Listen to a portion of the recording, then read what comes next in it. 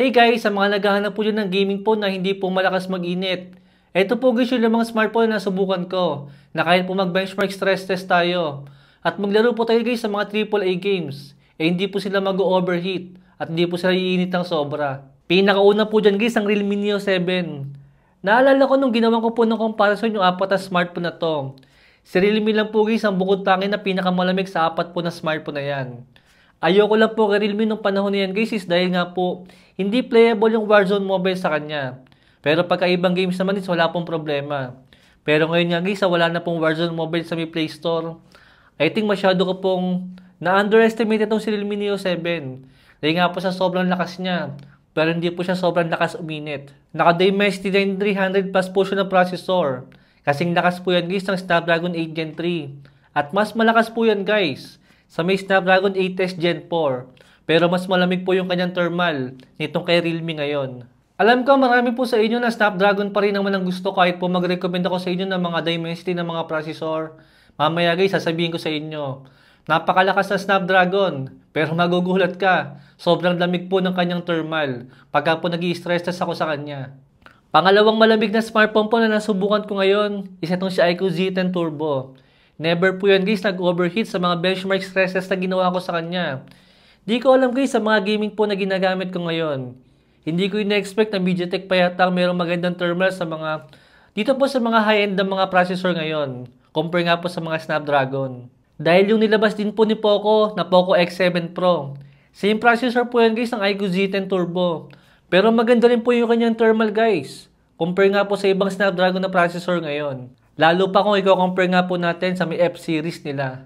Feeling ko guys, hindi naman metal frame saka glass back po ang number one reason kung bakit po sobrang umiinit yung mga smartphone natin. Pagka nga po nag-i-stress test ako sa kanya at nag-gaming po tayo ng medyo mabibigat na graphics.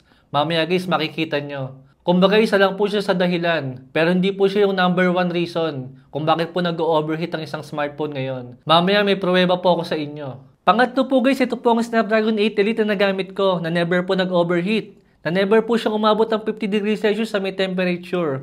Even po sa may benchmark stresses na ginagawa ko. Wala na pong iba kundi itong sa iQOO Neo 10 Pro Plus. Nung una ko po nagamit ang smartphone niyan guys is nagulat po ako. Dahil si OnePlus Ace 5 Pro. Ang una ko po nasubukan na merong 8 Elite na processor. Ang kaso guys nag-overheat yun. Pero itong si iQOO Neo 10 Pro Plus guys. Grabe po isang oras na benchmark stress test yung ginawa ko sa kanya. Pero never po siya nag-overheat. Umabot lang po siya ng 49 degrees Celsius. Isipin mo muna guys ng ilang segundo. iQOO Neo 10 Pro Plus, isang oras po na benchmark stress test ko sa kanya. Never po siya nag-overheat.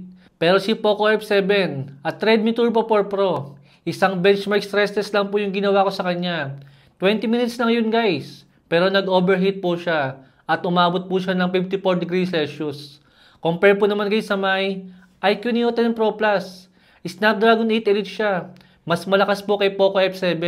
Pero never po siya nag-overheat. Tapos mas maganda pa po yung kanyang thermal dyan. Pang-apat po guys, ito po ang pinakamalakas na MediaTek na processor na makukuha natin ngayon. Pero isa rin po ito sa mayroong pinakamalamig. Pinakamalamig po na thermal na subukan ko ngayon sa may gaming. Saka po sa may benchmark stress test ko.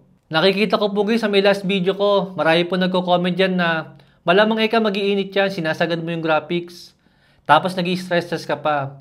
Kumbaga common sense lang talaga mag-iinit yan. Pero paano naman itong si OnePlus Ace 5 Ultra? Literal na mas lamang po ito sa may Poco F7. Sagad din po yung kanyang graphics sa mga games. Isang oras sa benchmark stresses po yung ginawa ko sa kanya. Pero mas malamig po yung kanyang thermal. Compare po kay Poco F7. Pero isang benchmark stresses lang po yung ginawa ko sa kanya. Na 20 minutes lang. Compare po naman sa isang oras. Pero mas malamig pa po itong si OnePlus Ace 5 Ultra. Ano naman kaya ang masasabi ng ibang nag-comment kung bakit po mas malamig ang OnePlus Ace 5 Ultra compare po sa may Poco F7 ngayon? Ang isang argument na lang po na masasabi natin dito is dahil nga po naka-metal frame si Poco. Dahil naka-plastic frame lang po si OnePlus Ace 5 Ultra. Kaso guys, paki-explain po ito. Ito pong panglimang smartphone natin. Naka-metal frame po siya. Naka-glass back. Snapdragon 8 Elite processor.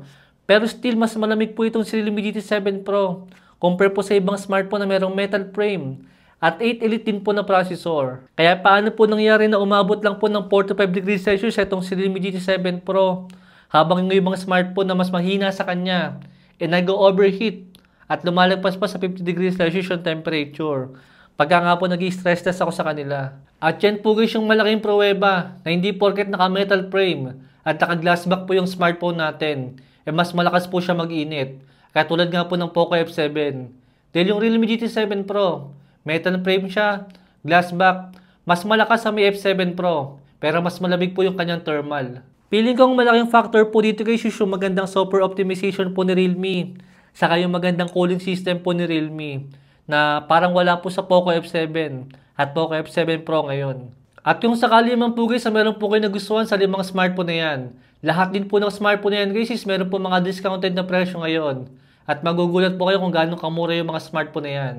Lalagay ko po yung mga link sa may comment section para po kung sakali mga order kayo, yung mga link po na nilagay ko dyan, dyan din po ako order ng mga smartphone na nire-review ko. Kaya po subok ko na po yung mga link na yan. Balik na lang po yung video natin guys kung nakatulong. Thanks for watching.